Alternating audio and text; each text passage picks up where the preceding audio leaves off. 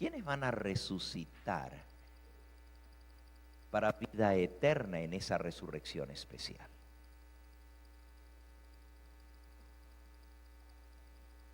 Escuchen la pregunta. Ahora no estoy hablando de la gran resurrección cuando suene la trompeta, cuando Cristo haya bajado en las nubes del cielo y llame a todos los santos dormidos a volver a la vida.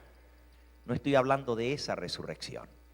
Estoy hablando de la resurrección especial que va a suceder días antes de su venida, durante el tiempo de angustia. ¿Quiénes van a resucitar para vida eterna?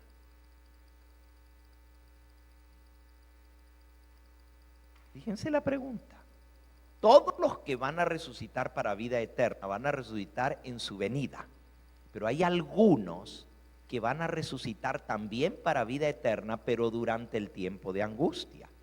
Y otros que van a resucitar para vergüenza y confusión perpetua. ¿Quiénes van a ser? ¿Ok? Primero les voy a leer una cita de la escritora que como adventistas consideramos inspirada por el Señor, porque nosotros creemos en los dones espirituales y creemos que Dios se comunica con su pueblo a través de profetas. Amén. ¿Aún en nuestros días Dios puede hacer eso? Claro, si lo hizo a lo largo de toda la historia, también en nuestros días Él puede dar sueños y visiones a una persona y revelarle cosas para su pueblo. La palabra de Dios así lo enseña, que Dios escoge a personas y les da el don profético para poder revelarles cosas que tienen que ver con el pueblo de Dios. Y nosotros creemos que los sueños y visiones que Dios les dio a esa joven llamada Elena Harmon, que después se casó con el pastor Jaime White, y por eso la conocemos como Elena de White, fueron sueños y visiones que venían de parte de Dios. Les voy a leer un pedacito de lo que el Señor le mostró. Y luego lo vamos a ver que lo que ella dijo está en total armonía con lo que estamos estudiando en la palabra de Dios. Porque es el mismo Espíritu Santo el que habló a través de los profetas de antaño y habla todavía hoy en día a través de los profetas modernos. En este libro que se titula Primeros Escritos, aquí se encuentran las primeras visiones que Dios le dio a esta joven, Elena Harmon. Su primera visión está al comienzo del libro. Ella tenía tan solo 17 años de edad cuando recibió la primera visión. Y su última visión la tuvo un poco antes de morir, a los 87 años de edad. Ella murió aquí en California, en el norte de California. Por 70 años, igual que el profeta Isaías, por 70 años Dios estuvo comunicándose a través de esa mensajera. Y por cierto, ahí tenemos muchas visitas y muchos nos están viendo a través del canal de televisión. Y algunos nos han llamado en las últimas semanas. ¿Qué son esos libros que lee el pastor aparte de la Biblia? Ya nos han dicho. Y por eso estoy hablando un poquito sobre eso, porque la gente quiere saber, bueno, ¿qué son esos libros que lee el pastor? Porque los lee, y los lee como si fuera de la misma autoridad que la Biblia. Bueno,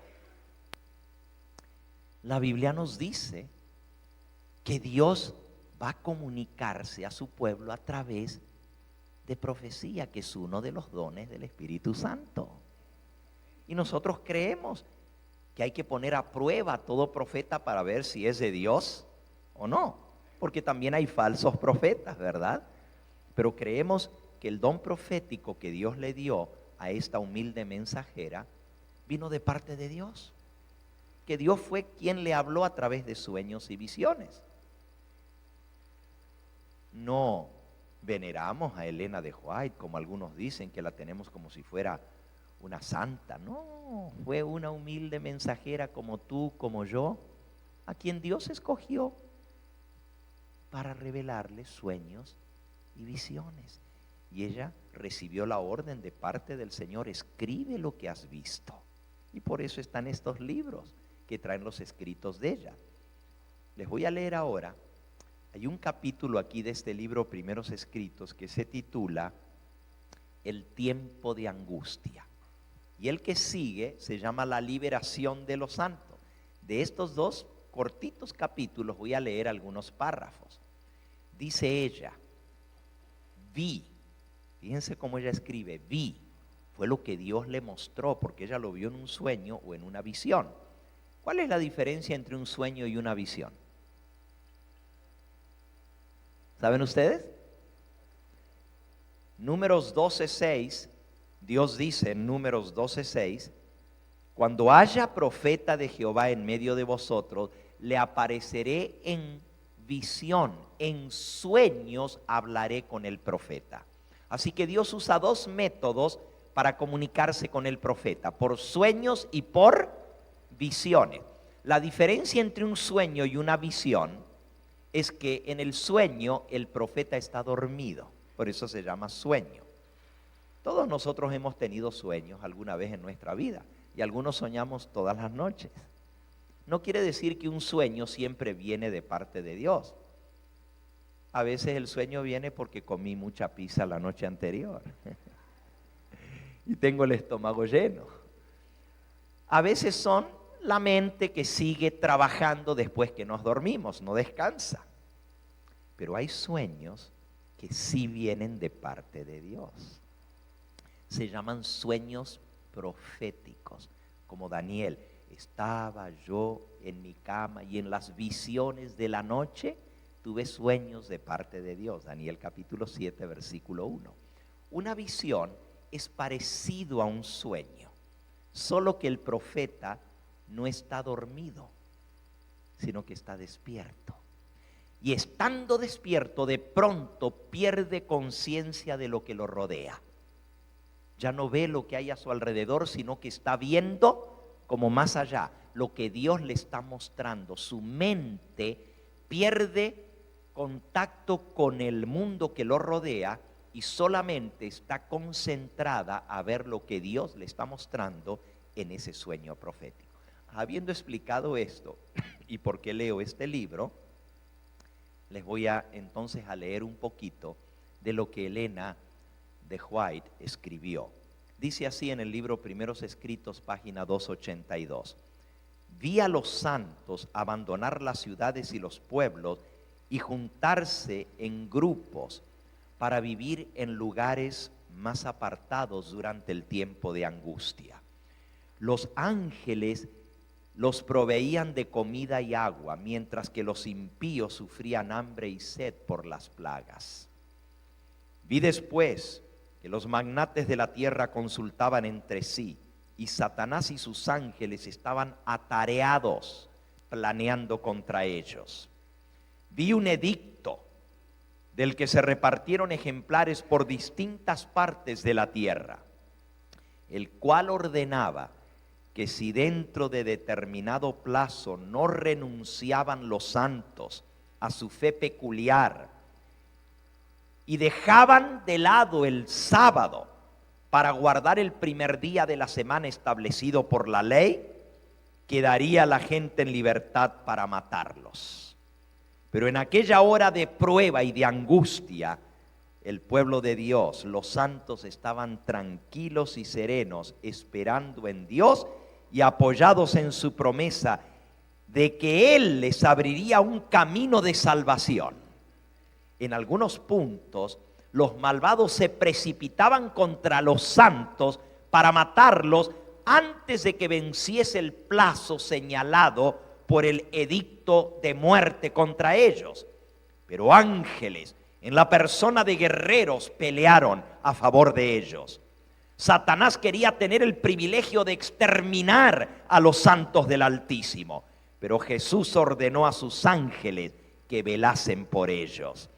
Dios tendría a honra hacer un pacto con quienes habían guardado su ley a la vista de los paganos circundantes, y Jesús recibiría honra al trasladar sin que vieran la muerte a los fieles expectantes que durante tanto tiempo habían esperado y aguardado su venida.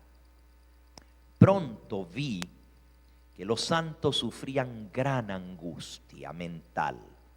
Parecían rodeados por los malvados moradores de la tierra. Todas las apariencias estaban en su contra, y algunos empezaron a temer que Dios los hubiese abandonado al fin para dejarlos perecer en manos de los impíos.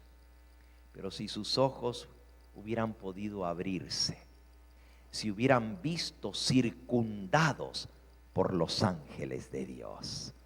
Después llegó la multitud de los impíos airados, y a poco una masa de ángeles malignos que excitaban a los impíos a que matasen a los santos. Mas para acercarse al pueblo de Dios era preciso que atravesasen por entre la cohorte de ángeles santos y poderosos, lo cual era imposible porque había un cordón de ángeles en torno a cada uno de los hijos de Dios. Los ángeles de Dios los hacían retroceder y también rechazaban a los ángeles malos que querían caer encima de los salvados. Fue una hora de tremenda y espantosa angustia para los santos. Día y noche clamaban a Dios para pedirles que los librase. A juzgar por las apariencias, no había posibilidad de escapar. Los malvados, saboreando de antemano su triunfo, exclamaban: ¿por qué no os libra vuestro Dios de nuestras manos? ¿Por qué no os escapáis por los aires para salvar la vida? ¿Qué pasó? ¿Dónde está vuestro Dios que los va a salvar? Pero los santos no los escuchaban. Como Jacob, estaban luchando con Dios. Los ángeles deseaban libertarlos, pero habían de esperar un poco más de tiempo. El pueblo de Dios debía apurar el cáliz y ser bautizado con el bautismo que fue bautizado Cristo, el bautismo de sufrimiento. Los ángeles, fieles a su misión, seguían velando. Dios no quería que los paganos insultasen su nombre. Se acercaba el tiempo en que Él iba a manifestar su formidable poder y libertar gloriosamente a los santos. Por la gloria de su nombre, iba a libertar a todos los que pacientemente habían esperado, cuyos nombres estaban escritos en el libro. Daniel 12:1. En aquel tiempo se levantará Miguel, el gran príncipe que está de parte de los hijos de tu pueblo, y habrá tiempo de angustia, cual nunca fue desde que hubo gente hasta entonces. Pero en aquel tiempo será libertado tu pueblo, todos los que se hallen escritos en el libro. Y ahora viene la liberación. Dice así: liberación de los santos. No leí todo el capítulo del tiempo de angustia, nomás algunos párrafos. Ustedes luego lo pueden conseguir. Esta noche, a la puesta del sol, va a haber una mesa con material y van a poder conseguir los libros del espíritu de profecía y poder leer ustedes directamente de todo lo que Dios ha revelado para su pueblo en estos días finales. Pidan la colección del espíritu de profecía o el libro Primeros Escritos. Volviendo ahora a la liberación de los santos, dice así: Dios escogió la medianoche para libertar a su pueblo. Mientras los malvados se burlaban en derredor de ellos, apareció de pronto el sol con toda su refulgencia. A la medianoche sale el sol y la luna se detiene en el cielo. Los impíos se asombraron de aquel espectáculo, al paso que los santos contemplaban con solemne júbilo aquella señal de su liberación. En rápida sucesión se produjeron señales y prodigios. Todo parecía haberse desquiciado. Cesaron de fluir los ríos. Aparecieron densas y tenebrosas nubes que se entrechocaban unas contra otras. pero había un claro de persistente esplendor, de donde salía la voz de Dios como el sonido de muchas aguas, estremeciendo los cielos y la tierra. Sobrevino un gran terremoto, se abrieron los sepulcros, y los que habían muerto teniendo fe en el mensaje del tercer ángel y guardando el sábado, se levantaron glorificados de sus polvorientos lechos para escuchar el pacto de paz que Dios iba a hacer con quienes habían observado su ley. Ahora, si ustedes notaron, aquí está hablando del tiempo de angustia, del momento cuando Dios escoge libertar a su pueblo. Sale el sol en todo su esplendor, la luna se detiene, las estrellas son sacudidas, se oye la voz de Dios que dice hecho es, y un gran terremoto sacude la tierra. Se abren los sepulcros y salen de los sepulcros los que murieron en la fe del mensaje del tercer ángel, guardando su santo sábado. Eso Dios se lo reveló a Elena de White.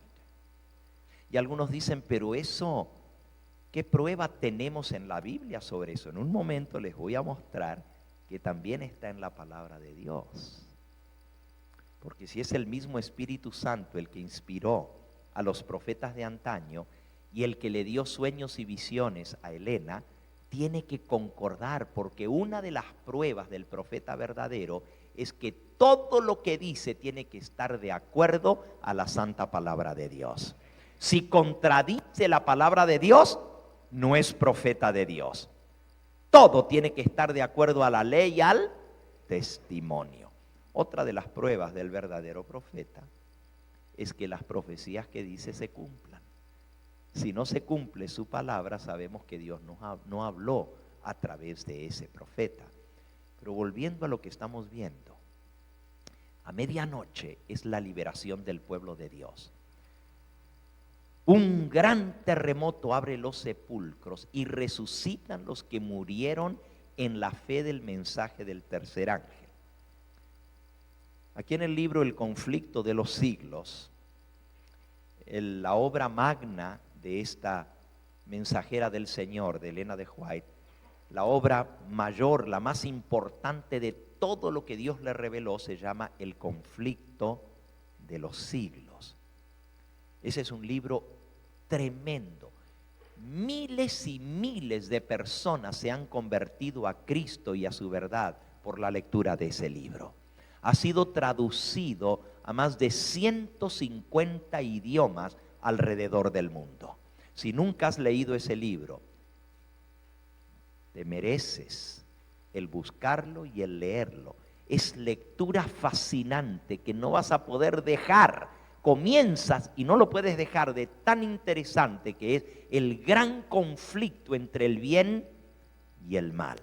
Si tú me estás viendo por la pantalla, si estás viendo a través del canal Latin TV y estás escuchando eso y deseas conseguir una copia de este tremendo libro, El conflicto de los siglos, lo único que tienes que hacer es llamar a nuestro programa y con mucho gusto las personas que te contestan te van a decir cómo adquirirlo.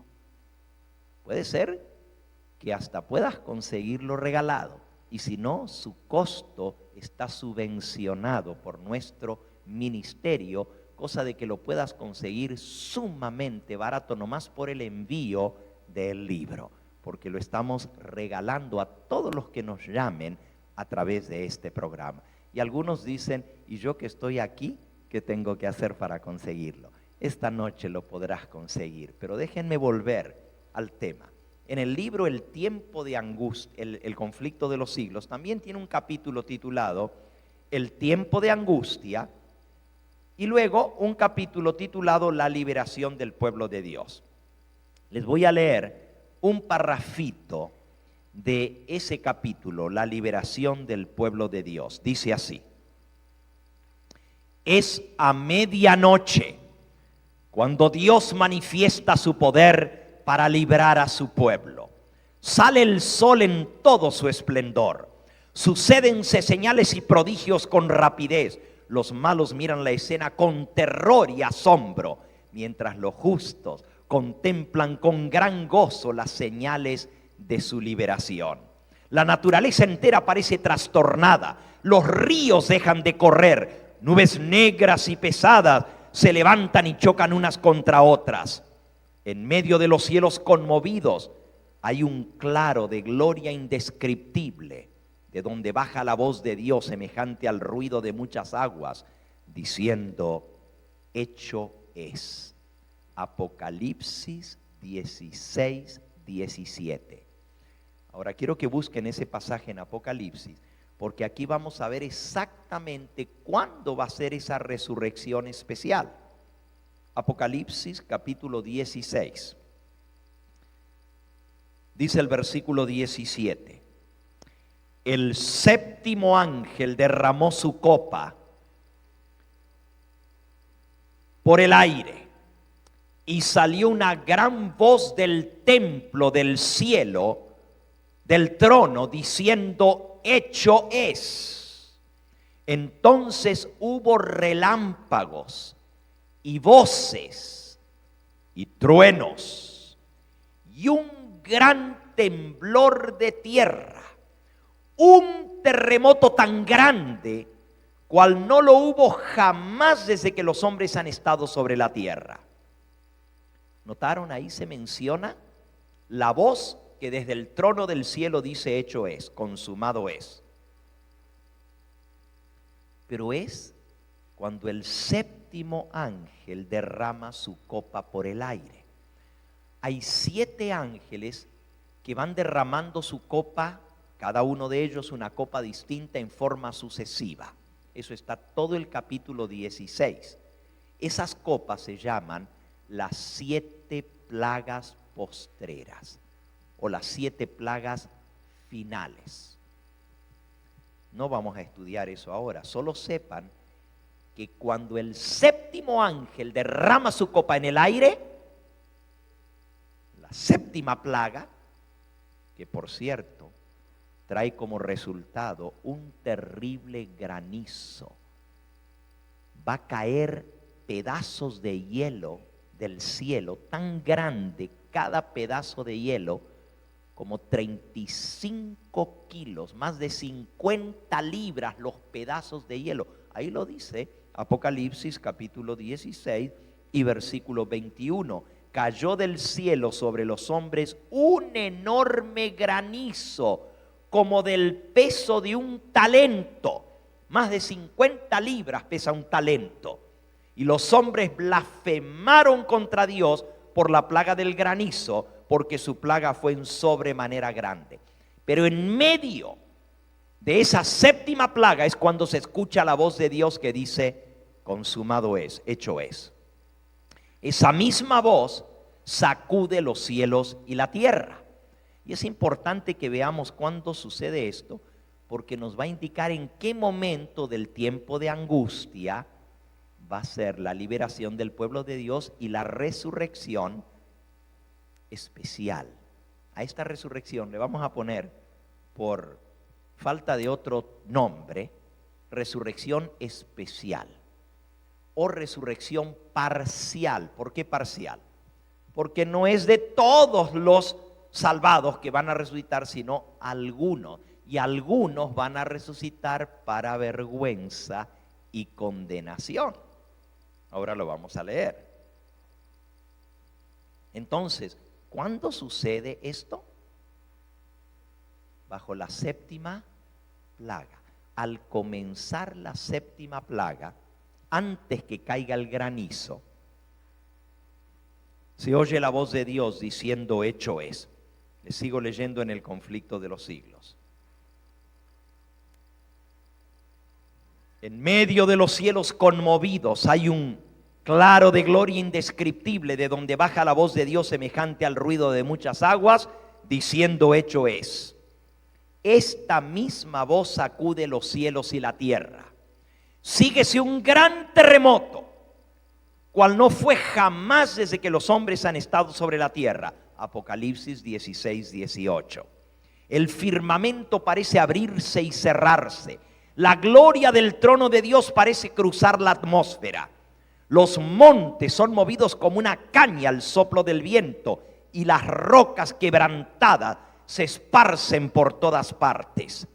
Se oye un estruendo como de cercana tempestad. El mar es azotado con furor. Se oye el silbido del huracán como voz de demonios en misión de destrucción. Toda la tierra se alborota e hincha como las ondas del mar.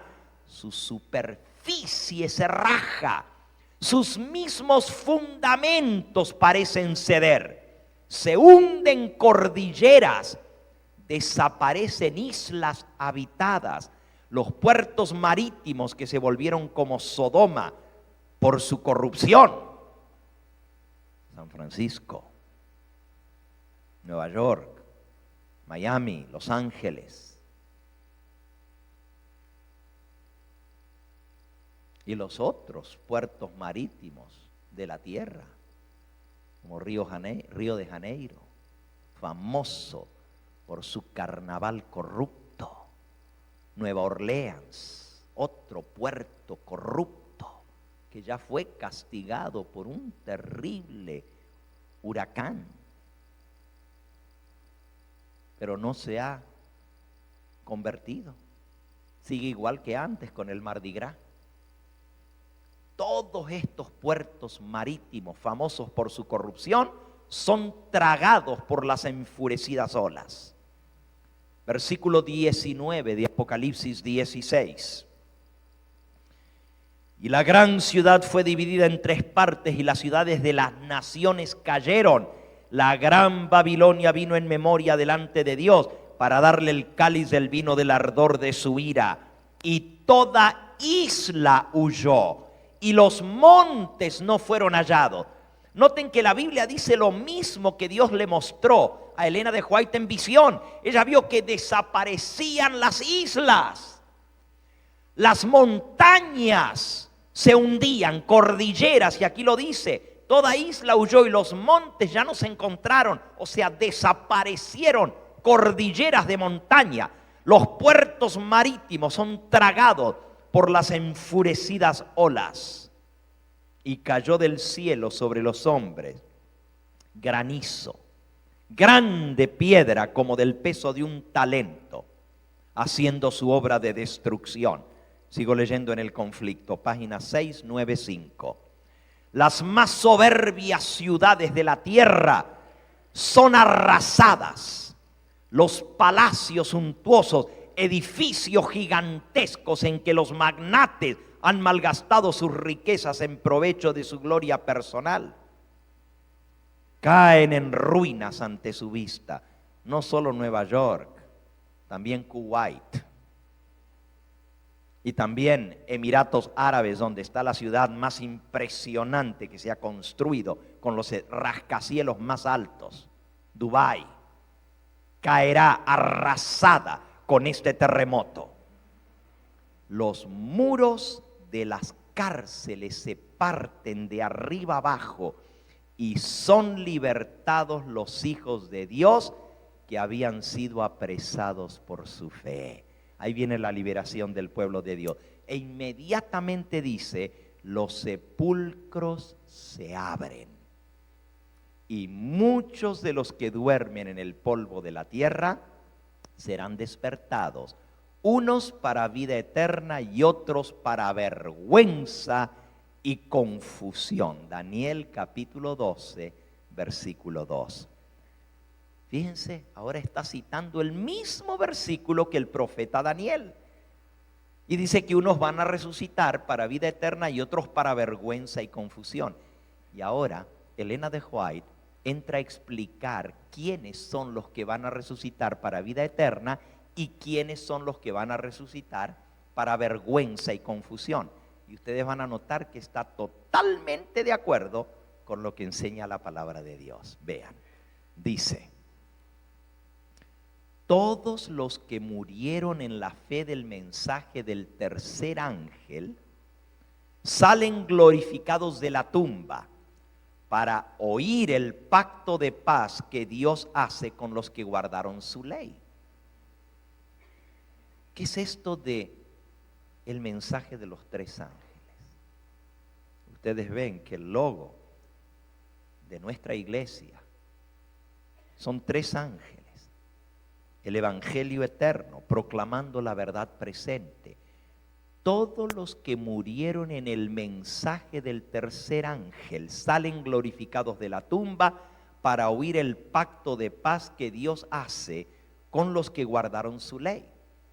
Y luego dice, y los que le traspasaron, Apocalipsis 1:7, los que se mofaron y se rieron de la agonía de Cristo, y los enemigos más acérrimos de su verdad y de su pueblo, son resucitados para mirarle en su gloria y para ver el honor con que serán recompensados los fieles y obedientes.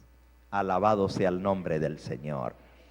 Así que hay dos grupos de personas que resucitan en la resurrección especial, según Daniel 12, versículo 2.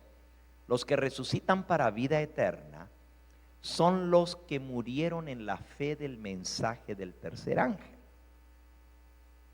Y los que resucitan para vergüenza y confusión son los que le traspasaron, los que se burlaron de Cristo, los que le condenaron, los que gritaron crucifícale. El sumo sacerdote, Anás, Caifás, Pilato, Herodes, todos los que tuvieron que ver con su juicio, con su burla, con su ignominia y con su muerte, ahora van a tener que resucitar para verlo venir en gloria. ¿Y cuándo sucede esto? En el tiempo de angustia, unos días antes de la venida del Señor Jesús en gloria. ¿Y cómo sé que son unos días antes? Ya lo vamos a ver. Pero les dije que todo lo que Elena de White escribió se puede comprobar con la Biblia. Ya la parte de los que le traspasaron la vimos. Fue nuestra lectura bíblica, Apocalipsis 1:7, Daniel capítulo 12, versículo 2, Mateo capítulo 26, Marcos capítulo 14. Todos esos pasajes comprueban, sin lugar a duda, que los que le traspasaron, los que crucificaron a Cristo, van a resucitar. Pero aquí también ella vio que los que murieron en la fe del mensaje del tercer ángel también son bienaventurados, porque van a resucitar para verle venir en gloria. Los otros son malditos, van a resucitar para vergüenza y confusión. Pero los que resuciten para vida eterna son benditos, bienaventurados. ¿Dónde en la Biblia, en la palabra de Dios, podemos encontrar que nos hable acerca de los que murieron en la fe del mensaje del tercer ángel? ¿Dónde? ¿Dónde? Muy bien, Apocalipsis 14 habla el mensaje de los tres ángeles, el último mensaje que Dios envía al planeta Tierra. Y es justamente en ese mensaje, en el mensaje de los tres ángeles, que está la bienaventuranza para los que mueren en ese mensaje. Dice así, versículo 6 en adelante.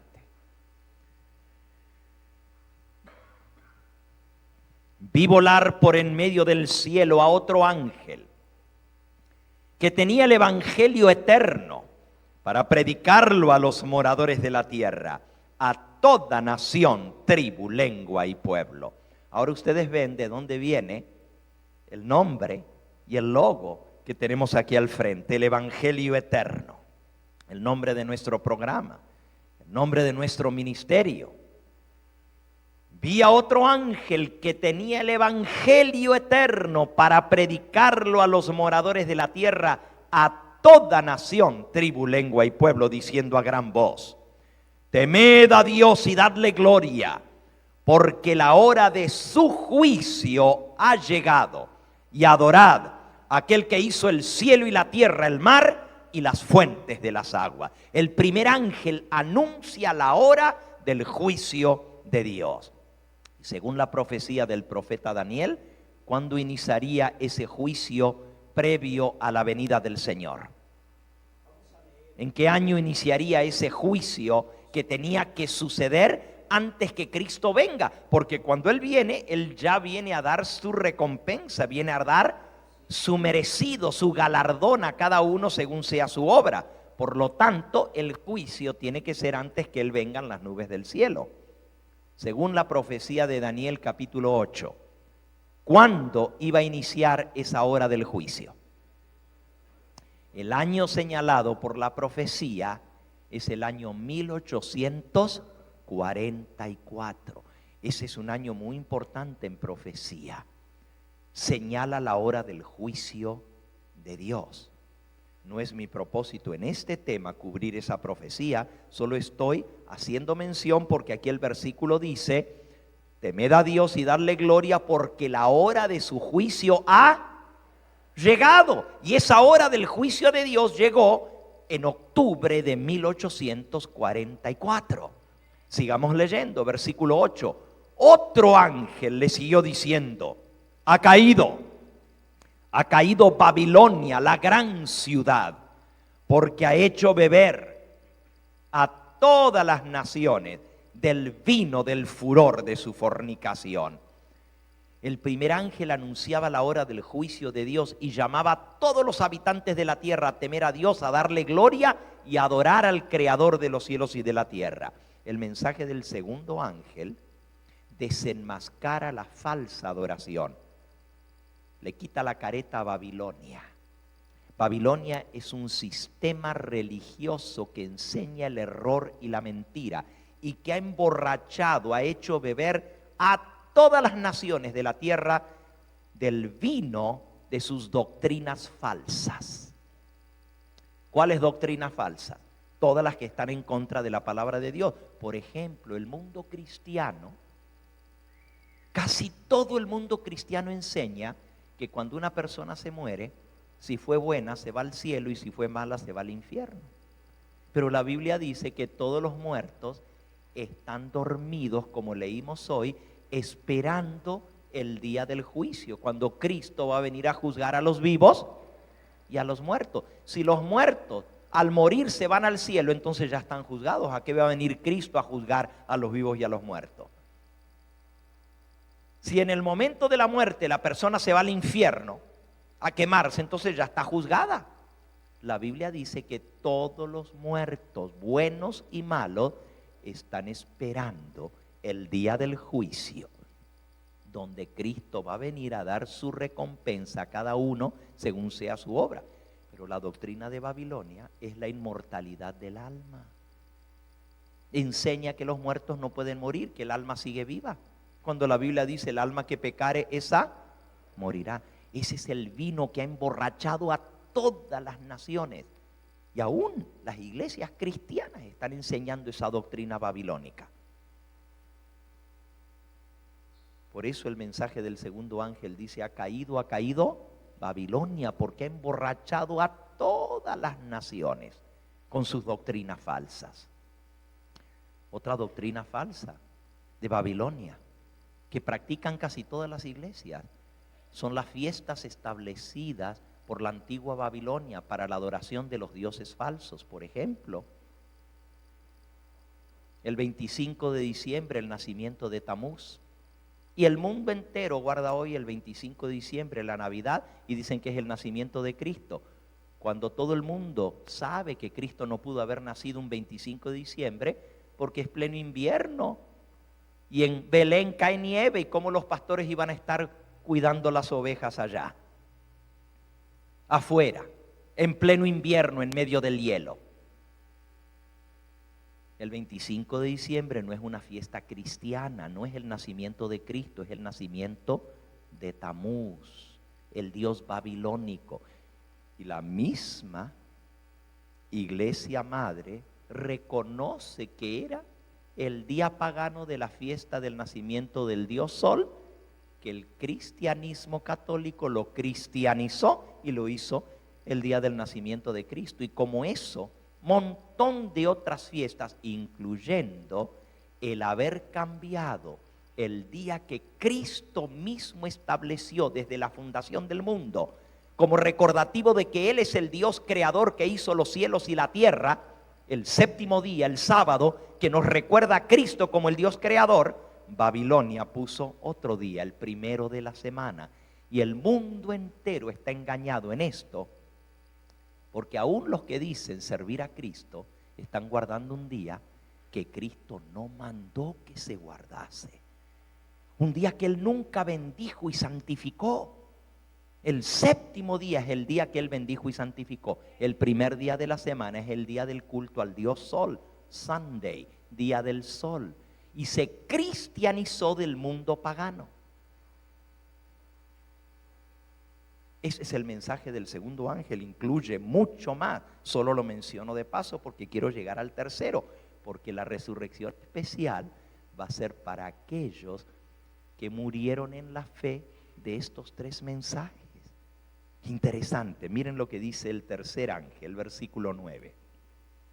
El tercer ángel lo siguió diciendo a gran voz: si alguno adora a la bestia y a su imagen y recibe la marca en su frente o en su mano, él también beberá del vino de la ira de Dios, que ha sido vaciado puro en el cáliz de su ira, y será atormentado con fuego y azufre delante de los santos ángeles y del Cordero, y el humo de su tormento sube para siempre jamás. Y no tienen reposo de día ni de noche los que adoran a la bestia y a su imagen, ni nadie que reciba la marca de su nombre. Aquí está la paciencia de los santos. A ver, digámoslo juntos a ese versículo.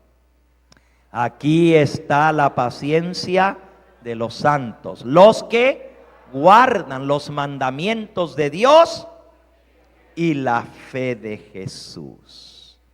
El tercer ángel amonesta contra la adoración a la bestia y a su imagen. ¿Qué es la bestia? Es un sistema político, un gobierno político que dominó al mundo en el pasado. La bestia recibió una herida de muerte según Apocalipsis 13, pero la herida de muerte iba a ser sanada y otra vez toda la tierra iba a volver a adorar ese mismo sistema político religioso. Y el mensaje del tercer ángel amonesta contra la bestia y contra su imagen y contra la marca de la bestia o el número de su nombre. Este mensaje está muy candente. Y en muy poquito tiempo, millones de personas van a tener que escoger entre recibir el sello de Dios o recibir la marca de la bestia. Y se va a poner un decreto, como leímos, eso está en Apocalipsis 13, un decreto que nadie pueda comprar ni vender. Apocalipsis capítulo 13, versículo 16.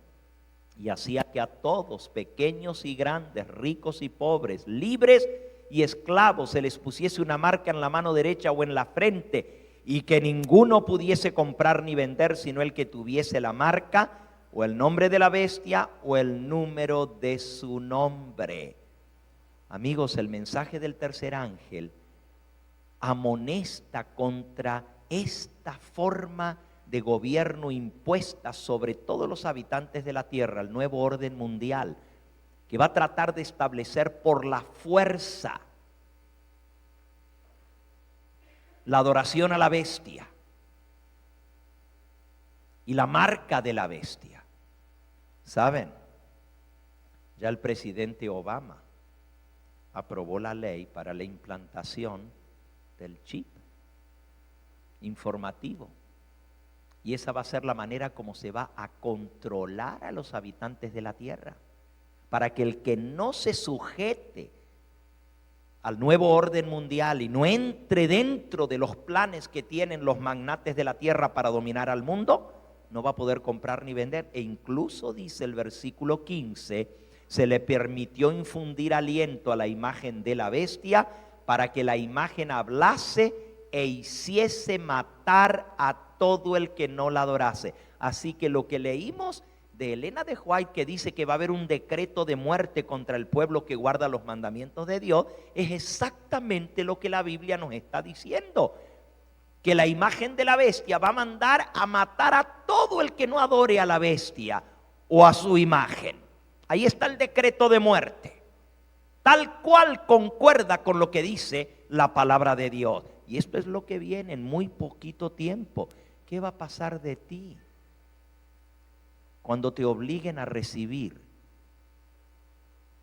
ese chip debajo de tu mano, debajo de tu piel, y que no vayas a poder comprar ni vender, que no puedas recibir servicios médicos, ni cobrar tu cheque, ni nada, a menos que tengas la marca? Todo esto es el mensaje que Dios ha dado para que su pueblo proclame en este tiempo del fin. Y en medio de esa angustia y tribulación que va a venir, ese es el tiempo de angustia del pueblo de Dios, Dios va a libertar a su pueblo a medianoche. Cuando se cumple el decreto de muerte que los pueden matar, igual que en los tiempos de la reina Esther, se había dado un decreto de muerte contra el pueblo de Dios, pero ese mismo día que entraba en vigencia el decreto, Dios libertó a su pueblo. De igual manera será este tiempo del fin. Por eso dice, aquí está la paciencia de los santos, los que guarden los mandamientos de Dios y la fe de Jesús. Pero ahora viene el versículo 13, el último del mensaje del tercer ángel, que dice así: y oí una voz que desde el cielo me decía. Miren lo que escuchó Juan: escribe, bienaventurados de aquí en adelante los muertos que mueren en el Señor. ¿Qué le dijo la voz desde el cielo a Juan? Él estaba viendo todos los eventos que se iban a dar durante el tiempo de tribulación y de angustia. Vio el decreto de muerte y vio al pueblo de Dios proclamando, porque un ángel es un mensajero que representa a los que predican la palabra de Dios. Dice, vi a otro ángel que volaba por en medio del cielo y decía, si alguno adora a la bestia y a su imagen y recibe la marca en su frente o en su mano. Juan vio el pueblo de Dios proclamando este mensaje y dijo, aquí está la paciencia de los santos, los que guardan los mandamientos de Dios y la fe de Jesús. Y entonces escuchó la voz del cielo que le decía, escribe, Juan, escribe, bienaventurados de aquí en adelante los muertos que mueren en el Señor. Sí, dice el Espíritu, descansarán de sus trabajos, porque sus obras con ellos siguen. Amigos, todo aquel que abrazó de corazón este mensaje final de Dios, todo aquel que recibió este mensaje de los tres ángeles y lo puso en práctica en su vida y lo proclamó, si le toca dormir o morir antes de la venida del Señor, el Señor Jesús le dijo a Juan, escribe, bienaventurados de aquí en adelante los muertos que mueren en el Señor. ¿Y qué quiere decir de aquí en adelante? Desde un tiempo específico en adelante. ¿Y cuál es el tiempo, la hora que menciona el mensaje de los tres ángeles? El primer ángel decía, temed a Dios y dadle gloria porque la hora de su juicio ha venido. Y de aquí en adelante, desde que la hora del juicio de Dios llegó, son bienaventurados todos los que mueren en el Señor creyendo en este mensaje. Todo aquel que aceptó este mensaje en su corazón tuvo la esperanza de ver al Señor Jesús venir en gloria. Porque ese es el mensaje que nos une, el mensaje del pronto regreso de Cristo. Ese es el mensaje que arde en nuestro corazón. Pero ¿saben? a todo aquel que aceptó el mensaje del pronto regreso de Cristo y que espera estar vivo, porque todo aquel que cree en la venida de Cristo se le llama adventista. Adventista es el que cree en el advenimiento del Señor. Y todo adventista es el que tiene la esperanza de que no va a tener que morir porque Cristo va a venir en nuestros días. Aleluya. Esa es la esperanza que arde en nuestro corazón, que Cristo va a venir en nuestros días. Amén. Pues si nos toca morir, el Señor dice, escribe, bienaventurados si mueren en el Señor. ¿Por qué? Porque aquel que muere con esa esperanza, el Señor le dice, está bien, no pudiste entrar vivo a la tierra prometida, como Moisés, que Dios lo llamó para sacar al pueblo de Egipto y llevarlo a Canaán, pero tuvo que morir antes de entrar. Pero Dios lo llevó arriba de un monte alto y le mostró la tierra prometida y lo puso al descanso. Pero no quedó mucho tiempo allí Moisés. ¿Se acuerdan de lo que hablamos de Moisés en esta serie de los 3 Elías?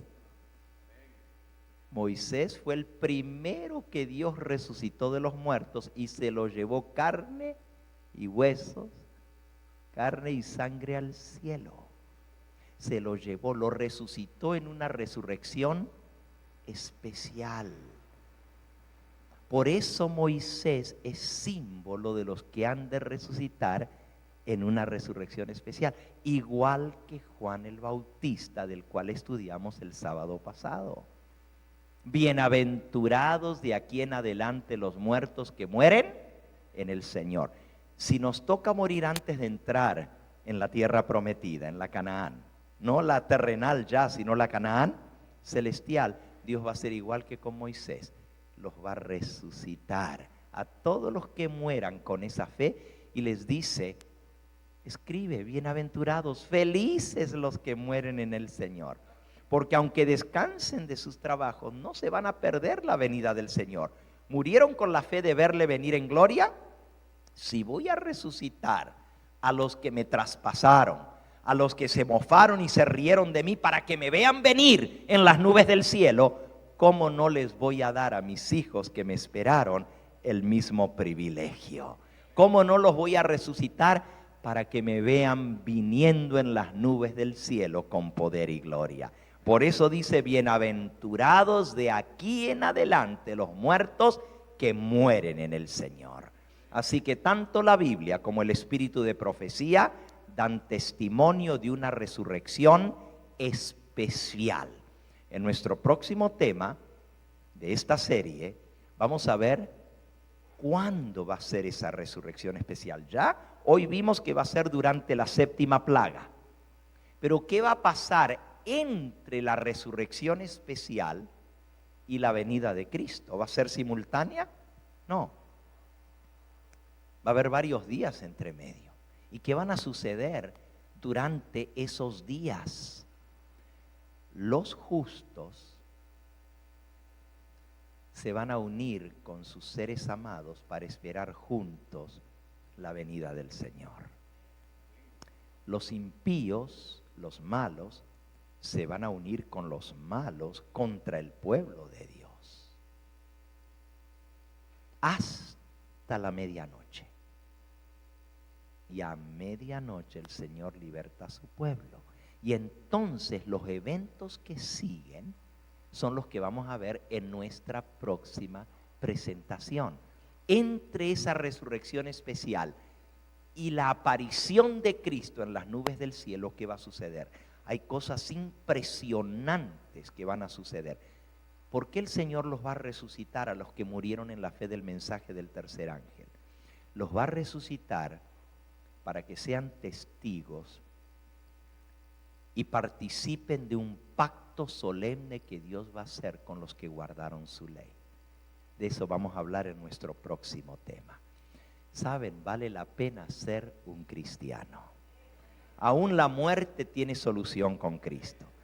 Tú tienes a tu mamá que descansa en el Señor, no te preocupes, va a volver a la vida.